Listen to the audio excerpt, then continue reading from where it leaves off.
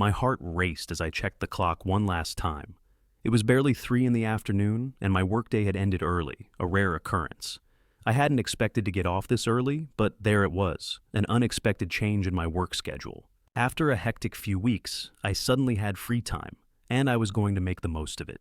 My name is Ryan, I'm 32 years old, and I live in Boise, Idaho. For the last few years, I'd been buried under the weight of work, but today, I was going to surprise my wife, Ava, with a special evening. It had been too long since we'd done something just for us. I grabbed my keys and headed out. The first stop was the wine shop, where I picked out a bottle of red, something rich and full-bodied. Then, I stopped by the florist. Ava loved sunflowers, so I bought a big, bright bouquet. She always said they reminded her of her childhood, and I loved that they made her smile. As I pulled into our driveway, I felt a wave of excitement. It had been a while since I'd planned something spontaneous like this. I couldn't wait to see Ava's reaction. But as I parked, something felt off. The house was eerily quiet. Ava's car wasn't in the driveway, and I could hear nothing but the sound of the wind rustling the leaves. I tried to shake the feeling. Maybe she had just gone out for a quick errand. She was always busy, but she always made time for me when it mattered. I grabbed the wine and flowers, walking toward the front door. Before I even stepped inside, I took out my phone and dialed her number. "Hey, Ava," I said, trying to sound casual. "Just checking in. You headed home soon?" The phone rang 3 times before she picked up. But when she spoke, her voice was colder than I expected. "I'm not coming home tonight," she said. There was a brief pause before the call abruptly ended. I stood there, frozen on the porch, the phone still pressed against my ear. Her words echoed in my mind. "I'm not coming home tonight." The message was so blunt, so distant. It didn't make sense. We'd been planning this evening together. I had been looking forward to it for days. Confusion began to knot in my stomach. I called her back, but the phone just rang and rang. I let it go to voicemail, but she didn't pick up.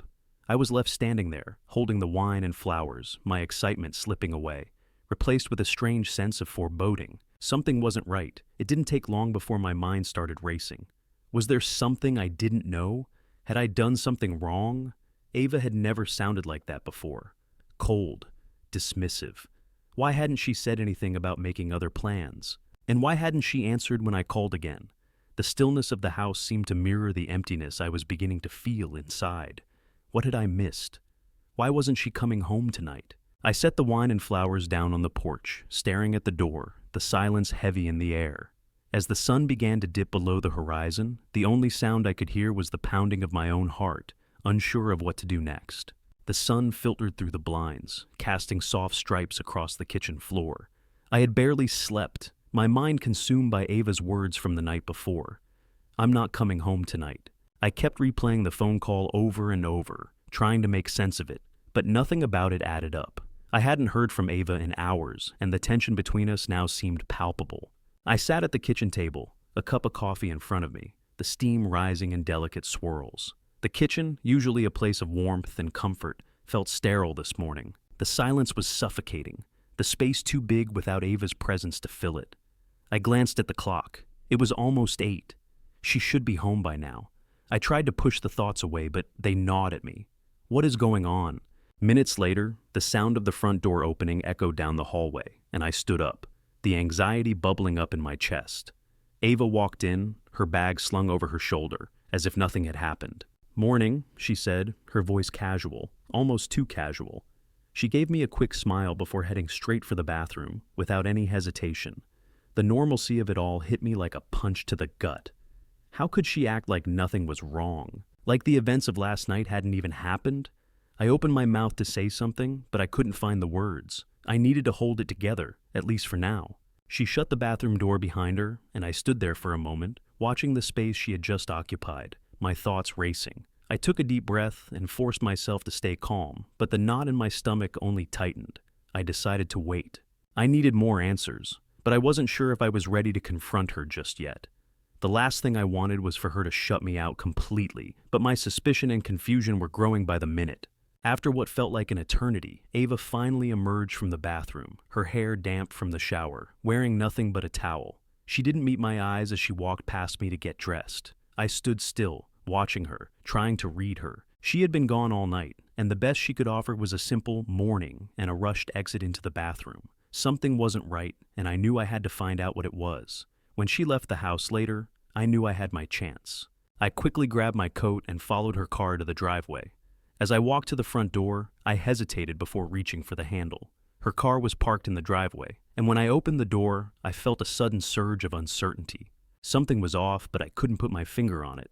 I walked to her car, the door unlocked, and the next thing I saw made my heart skip a beat. There, wedged between the passenger seat and the console, was an address, one I didn't recognize. Curiosity burned through me, and I hurried to the house, trying to piece everything together. But what I found next sent a chill down my spine. I rifled through her purse, my hands shaking, and found something even worse, an open box of condoms with one missing.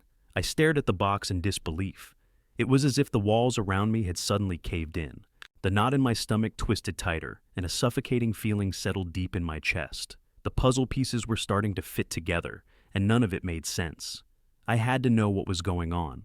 What had she done? What was happening between us? Ava had always been so careful, so meticulous in everything. But now, this was something I couldn't ignore. And for the first time, the anxiety wasn't just about the unknown. It was about the fact that I was losing her. The house felt smaller than usual.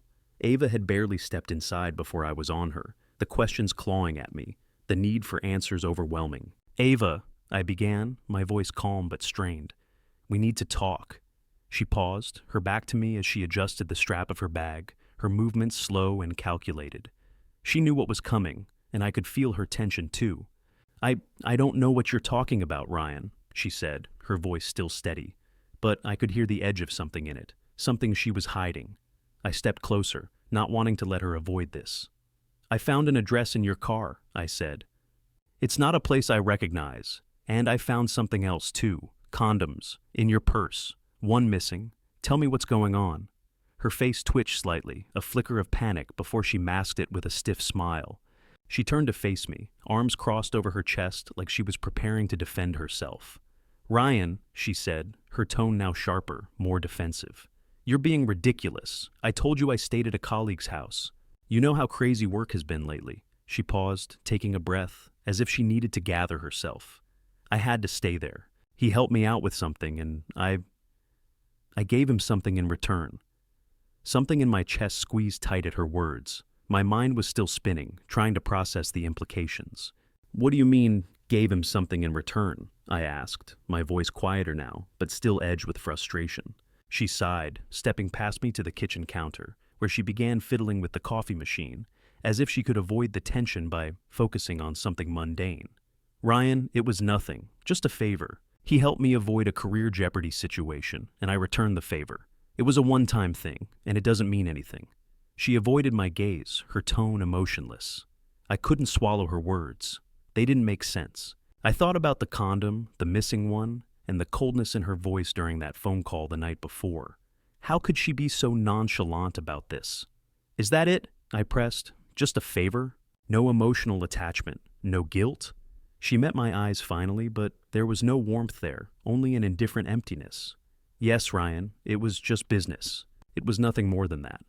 I stood there, staring at her, the knot in my stomach tightening. This wasn't what I had expected. I had hoped for some sort of remorse, an explanation that would make sense, but her calm dismissal of the whole thing felt like a slap in the face. Something shifted in me, a mixture of anger and disbelief that I had been so blind for so long. How could she stand there, so cold, so unbothered by what she had done? I stepped forward, my voice rising slightly. "Ava, you expect me to believe that? That you gave yourself to someone like that, and it meant nothing?" She flinched at my words, but quickly masked it with a shrug. "It's just business, Ryan. Stop making it something it's not." The dismissiveness in her tone stung, but I couldn't let her off the hook so easily. "So that's it then? You're justifying everything? It's all just business to you?" Ava's face hardened. "It's not that serious. You're making it serious. You always do this, Ryan, blowing things out of proportion when it doesn't need to be." She shook her head. "I'm done explaining myself." I felt a fury building inside of me, but I knew I couldn't show it. Not yet. Not with her so calm, so detached. I needed to think carefully, to handle this in a way that would give me more control over the situation. I took a deep breath, my mind racing. I had never been more sure of one thing. This wasn't just going to blow over. Something inside of me had snapped, and no matter how much she tried to convince me it was nothing, I knew this would change everything between us. The decision was made, and I didn't hesitate. I knew what I had to do next. Ava's career was her lifeline, and she was careless enough to leave it exposed. If she thought she could walk away unscathed from what she'd done, she was in for a rude awakening. The next day at work, I quietly requested a business trip. The timing couldn't have been better. I had the perfect opportunity to orchestrate everything while I was away, to make her believe things were returning to normal. I had to be gone, to create the illusion of forgiveness, so she wouldn't suspect anything was amiss. I sat at my desk, drafting the email to my boss, outlining the details of my trip. As I hit send, a sense of calm washed over me. This was just the beginning of what I had planned. Ava would never see it coming. When I got home that evening, Ava was already there, going through the motions like she always did. She didn't seem to notice the slight shift in my behavior, but that was exactly what I wanted. She thought I was still processing, still unsure of where things stood. It made her comfortable, vulnerable, and that was my advantage. I walked into the living room, where Ava was sitting on the couch watching TV. "Hey," I said casually, "I've got some news. I'm heading out of town for a business trip tomorrow. It's been in the works for a while, but I just got confirmation today." Ava looked up, her eyes betraying a flicker of surprise before she masked it with a small smile. "Oh, that's great," she said, sounding relieved. She quickly returned her attention to the TV, as if nothing had changed. Her nonchalance only fueled my plans. I had made it seem like I was moving on, like I was letting things slide, but deep down, I knew I was setting the stage for her downfall. "I'll be gone for a few days, but I'll check in as usual," I continued, keeping my tone light. "You won't have to worry about anything." She nodded, too quickly, as if eager to pretend everything was fine. It was almost pathetic how easy it was for her to convince herself of that. As she got up to go to the kitchen, I watched her carefully, but she didn't look back. I had said enough for now. The illusion of normalcy was exactly what I wanted. She didn't know that, while I was away, everything would start to unravel. The next morning, I left early for my business trip, leaving Ava with nothing but the quiet reassurance that everything was fine. She believed it, of course. She had to. I wasn't going to let her see the storm I had set in motion. As I boarded the plane and turned my phone on airplane mode, I allowed myself a moment of satisfaction. Ava had no idea what was coming. She still thought I was playing the role of the forgiving husband, but I had planned my revenge so meticulously that she wouldn't be able to escape it. She thought she could walk away without consequences, but I was about to show her just how wrong she was. The morning after Ryan left for his business trip, Ava tried her best to get back to normal. The unease from the past few days lingered in her chest, gnawing at her, but she pushed it down. She had to. She couldn't let the pressure of Ryan's accusations consume her. Today was about moving forward. She stepped into the cafe she frequented, hoping the quiet hum of the morning crowd would offer some comfort. It had been her routine for years, a place to catch her breath before the chaos of work began. But as she walked to the counter to grab her usual latte, a well-dressed man, someone she didn't recognize, caught her eye. He smiled, his eyes scanning her face like he was sizing her up. Ava tensed, but smiled back politely, prepared for the usual friendly exchange. Well, the man said, leaning a little too close for comfort. "I see you're still being generous with your colleagues." Ava froze, unsure of how to respond. The way he said generous felt wrong, almost as if there was something else behind it. The comment lingered in the air, and for a moment, she couldn't form the words. She stammered, trying to laugh it off. "What do you mean?" He didn't seem to care that she was confused, still smiling as if he'd said nothing strange. "You know, helping out Owen," he said, his voice dripping with implication. "Must be nice to have that kind of arrangement." Ava's heart skipped a beat. Owen, the name hit her like a slap. She barely knew this man, and yet he was talking like he had insider knowledge. "I don't know what you're talking about," she said, her voice more brittle than she intended. But before she could say anything else, the man flashed a knowing grin, picked up his coffee, and walked away, leaving her standing there with the unsettling feeling of being exposed. For the next few days, Ava's mind remained clouded with suspicion. Everywhere she went, there seemed to be another encounter, another cryptic comment. A colleague at work, someone who barely spoke to her before, greeted her one morning with an awkward smile and a forced laugh. Well, looks like you've been keeping busy, huh? With Owen, I mean. I didn't realize you were so generous to everyone. Ava felt the floor beneath her shift, the walls of her confidence beginning to crack. What was happening? Was this some kind of joke? Why were people suddenly talking about her like they knew things they shouldn't? Things she hadn't even confessed to herself. The paranoia grew worse with every encounter. In the hallway, she overheard another colleague whispering, "I heard Ava's got an arrangement with Owen. I mean, she's so busy with him lately." The whispers were growing louder, but she couldn't pinpoint who was behind them or why they were targeting her. She tried to shake it off, tried to convince herself it was just people gossiping. But with every passing day, the feeling that something was deliberately being exposed in her life settled deeper in her stomach. Desperate for answers, she called Ryan during lunch. She needed to hear his voice, to calm herself, to confirm that he was still on her side. But when he picked up, his tone was detached. "I'm a little busy right now," he said, brushing off her concerns. "Can this wait?" Ava's stomach dropped. The words felt sharp, like a dagger she wasn't prepared for. "Ryan, please!" she pleaded, her voice shaking. "People are talking about me, about Owen. Is this something you planned? Are you behind this?" There was a long pause on the other end of the line. "I don't have time for this," he said, his voice colder than she'd ever heard it. "You're imagining things. Maybe you're just stressed. I'm busy with work, Ava. You need to handle this on your own." She stared at her phone, the call already ended. She'd been brushed off, not even a hint of empathy, just indifference. Was this his way of getting back at her for everything? Or was she really losing her mind? The weight of the situation began to settle heavier on her shoulders, but it was nothing compared to what would happen next. Ava arrived at her office feeling a dull, persistent weight in her chest. The last few days had been a blur of unsettling interactions, whispered comments, and vague accusations. She had tried to convince herself that people were just gossiping, that it didn't mean anything. But with each passing hour, the paranoia crept deeper, and her confidence began to crack.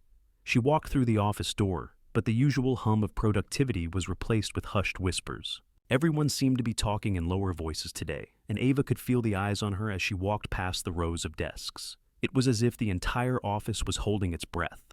Her heart raced as she made her way to her desk. As she approached, she froze.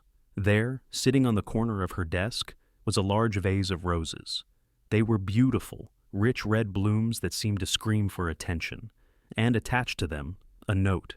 A chill ran down her spine as she leaned in to read it. It was signed simply, Owen. She felt her stomach drop. Of all the things she had feared, this was the worst. The note wasn't just a simple flower delivery. It was a statement, a public declaration of something she wasn't ready to face. Her heart pounded in her chest as her coworkers began to gather around, whispering, pointing, their eyes flicking between her and the flowers. She could already hear the snickers, the hushed giggles. She could feel the judgment in the air. Ava's throat tightened, but she forced herself to keep calm. She couldn't afford to let anyone see how much this was affecting her. She grabbed the note, her hands shaking, and tried to compose herself before speaking. "Who sent these?" she asked, her voice steady, but betraying a hint of desperation. One of her colleagues, Lisa, raised an eyebrow. "You don't know? Owen, right? The guy from your project?" Lisa's tone was laced with mockery, as if she already knew the answer. "Guess it's nice to see you're getting along so well." Ava's mind spun. She didn't know how to respond. She had no idea how this had spiraled so far. Her body felt numb as she picked up the flowers, clutching the note to her chest. The weight of it, the public humiliation, began to sink in. "Are they for you, Ava?" Someone else chimed in from behind her. "Looks like someone's got a little side arrangement." Her colleagues' whispers only grew louder. Ava could feel their eyes on her, as if they were watching some sort of reality TV drama unfolding before them. She wanted to scream, to push them all away, but she had to hold it together. She had to stay in control. She couldn't let this spiral completely out of her hands. Ava began, trying to steady her breath. "This isn't what you think. Owen and I, we work together, that's all. These flowers are just a misunderstanding." Her voice wavered, and she could see the skeptical glances from her coworkers. It was clear they weren't buying it. "Sure, Ava," Lisa said, her tone dripping with sarcasm. "Just work, with flowers, on your desk. How cute." The room seemed to close in on her. Ava's hands shook as she fumbled with the roses, trying to push them away, but every word that escaped her mouth seemed to dig her into a deeper hole. She couldn't keep this lie going forever. But in that moment, she made a choice. She had to control the narrative, and if that meant admitting to something she hadn't done, then so be it. Ava's eyes flicked around the room. Everyone was watching, waiting for her to crack, to reveal her shame. She paused, swallowing hard. Yes, I'm seeing Owen. We've been seeing each other for a while. I was just trying to keep it quiet. The words spilled out in a rush, and immediately a heavy silence fell over the office. Her heart thudded in her chest as she realized the gravity of what she had just admitted. She looked around at her colleagues, some wide-eyed in disbelief, others whispering to each other. "I'm sorry," Ava continued, her voice trembling. "I just wanted to keep it private, but I can't keep hiding it anymore." Her boss, Jennifer, stepped forward, her face hardening. "Ava," she said sharply, "we need to talk." The rest of the office went eerily quiet as Ava's confession sank in. She could feel the heat of shame rising in her cheeks. The once supportive colleagues who had smiled and congratulated her now regarded her like a stranger. Jennifer's voice cut through the silence. "This isn't the way to handle things. You need to come to my office now." Ava nodded numbly, still clutching the flowers, her hands shaking uncontrollably. As she followed Jennifer to the office, the whispers grew louder, the judgment sharper. She had no idea what would happen next. All she could think was, "I've lost control. I've just lost everything." And as Jennifer closed the door behind them, Ava's world came crashing down. Ryan's business trip was uneventful. Everything that needed to be taken care of was handled efficiently, as always. But despite his focus on work, his mind constantly drifted back to Ava, her coldness the night before, the flowers, the condom box. It all played out in his head like a broken record, every piece of evidence further confirming the betrayal he was struggling to wrap his mind around. When he finally returned home, the house felt colder than it had when he left. The walls seemed to hold the weight of Ava's silence, and her absence during the trip lingered like a ghost. He stepped through the door, his heart beating with a mixture of dread and anticipation.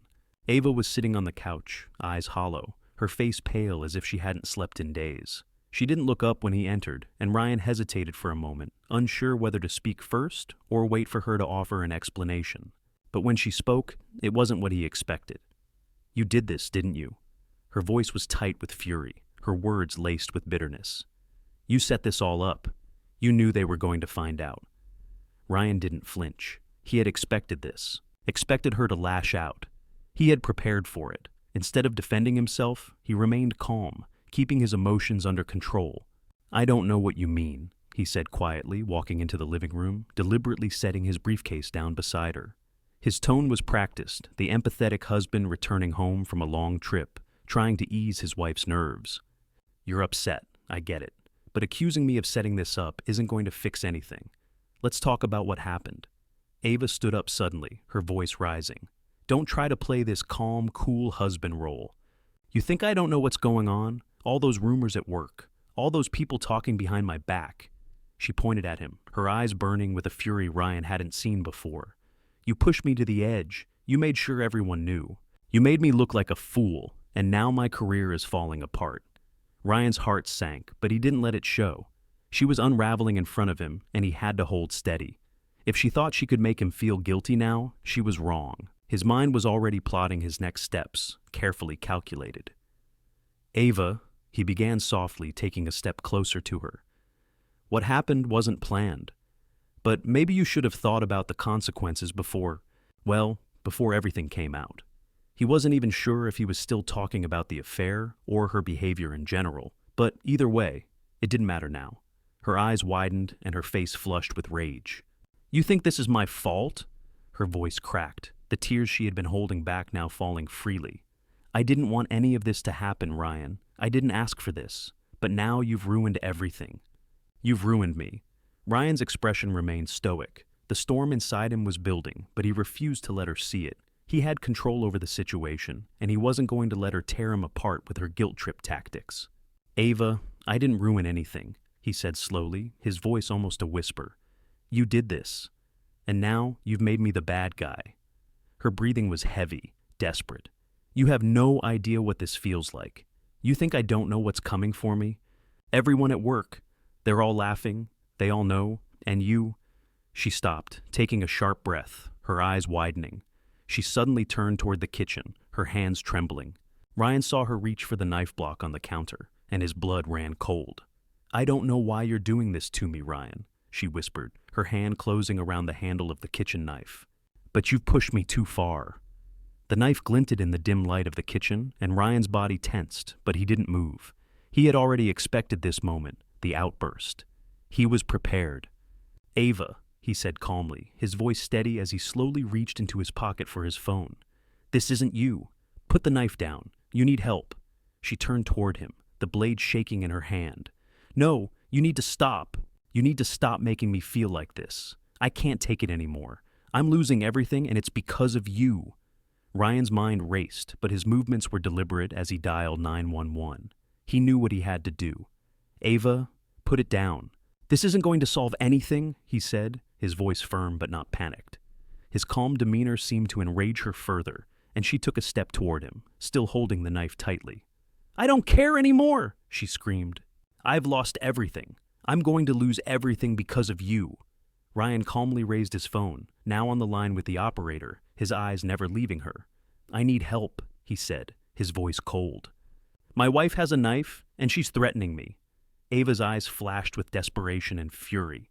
"You're doing this. You're going to ruin me completely." The sirens wailed in the distance as Ryan continued to watch her, unflinching.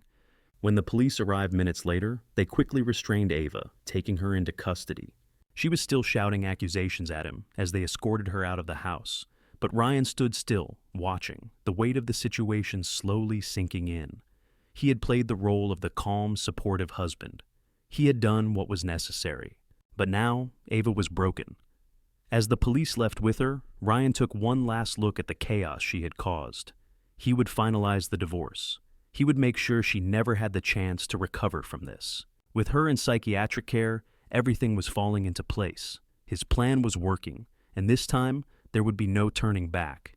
Ava stood in the doorway, her heart pounding as she took in the sight before her. The house, once filled with the life of shared moments and laughter, now felt hollow. The faint smell of her favorite candle still lingered in the air, but the warmth was gone. Every single item in the living room, the framed photos, the knickknacks, her shoes scattered near the door, was gone. Every personal touch had been erased.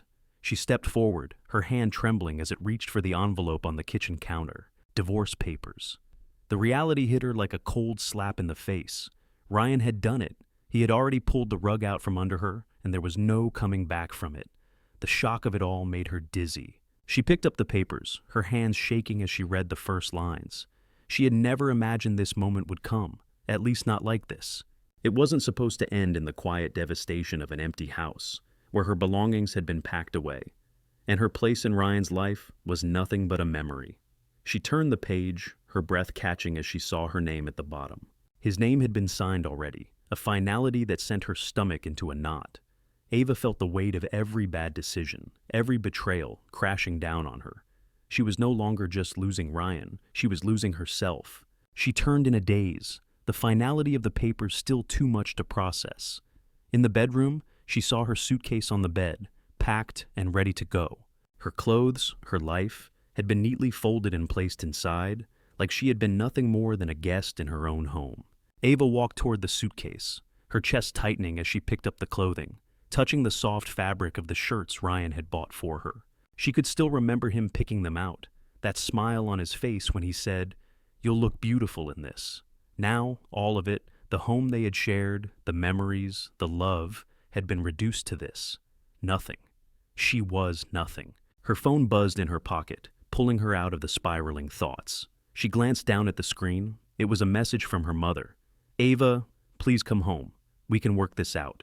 A bitter laugh escaped her lips. She couldn't even fathom going back to her parents' house. They didn't understand. No one did. How could they?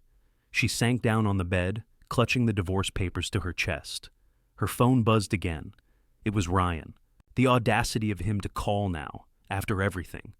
She let it ring out, her fingers trembling as she swiped the screen away. In the silence that followed, Ava could feel the walls of her life crashing in around her. She had lost it all. Her marriage, her career, her dignity, her life. She stood up, her mind spinning. She had to confront him. She had to make him see what he was doing to her. But when she stepped into the living room, Ryan wasn't there. Of course he wasn't. He'd already won. He didn't need to be here anymore. He had already destroyed everything. Ava's eyes filled with tears, but she wiped them away quickly, refusing to break down. She was done crying. With trembling hands, she signed the divorce papers. There was no fight left in her, no energy to defend herself. She had failed. She had failed at everything, at being a wife, at being someone Ryan could trust, at being a person who mattered. She placed the signed papers back on the counter and turned away, heading for the door. As her fingers gripped the doorknob, she looked back one last time at the empty house. The empty life she had fought so hard to build was gone. Ryan had won. Epilogue. Ava never looked back. She left the house, a shadow of the woman she once was, and stepped into the unknown. With nothing but the clothes on her back and the remnants of what used to be her life, Ava had no choice but to move forward. She had nothing left to lose, and that terrifying freedom made her realize something. Maybe, just maybe, it was the beginning of something new, a life rebuilt from the ashes of everything she had once held dear. But for now, all she could do was walk away. And as the door slammed behind her, she was free. But at what cost?